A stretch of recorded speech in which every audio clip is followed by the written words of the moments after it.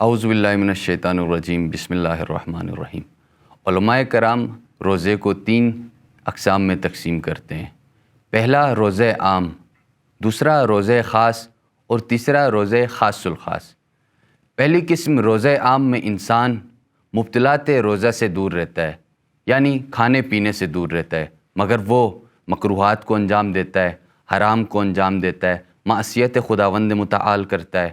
اسی طرح گناہ اس کی زندگی سے سرزد ہوتے رہتے ہیں، مگر وہ دور رہتا ہے تو صرف اور صرف مبتلات روزہ سے، کہ جس سے اس کا روزہ باطل ہو، اس چیز سے دور رہتا ہے۔ اسی لیے مولا امیر نہج البلاغہ میں فرماتے ہیں کہ بہت سارے لوگ ہیں جن کو رمضان میں روزوں سے سوائے بھوک و پیاس کے کوئی اور فائدہ حاصل نہیں ہوتا۔ یہ پہلی قسم روزہ عام۔ دوسری قسم روزہ خاص۔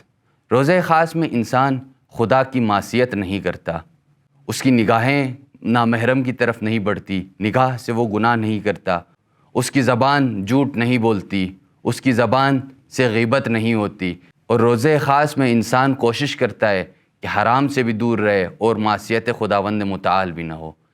اسی طرح تیسری قسم روزہ خاص الخاص۔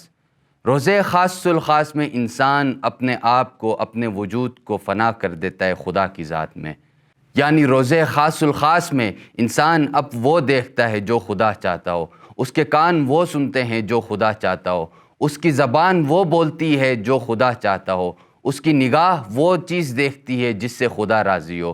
اس نے اپنے وجود کو، اپنے آپ کو فنا کر دیا ہوتا ہے خدا کی ذات میں۔ وہ محبت کرتا ہے تو خدا کے لیے کرتا ہے، وہ نفرت کرتا ہے تو خدا کے لیے کرتا ہے، وہ دوستی کرتا ہے تو خدا کے لیے کرتا ہے، وہ اگر کسی کو چاہتا ہے تو خدا کے لیے چاہتا ہے، یعنی اس کا وجود فنا فی اللہ ہو جاتا ہے، اس نے اپنے آپ کو فنا کر دیا ہوتا ہے خدا کی ذات میں۔ اور آخر میں خداوند متعال سے دعا کرتے ہیں کہ ہمارا شمار بھی ان روزے داروں میں سے ہو کہ جن کے روزے کا شمار خاص الخاص میں ہوتا ہے۔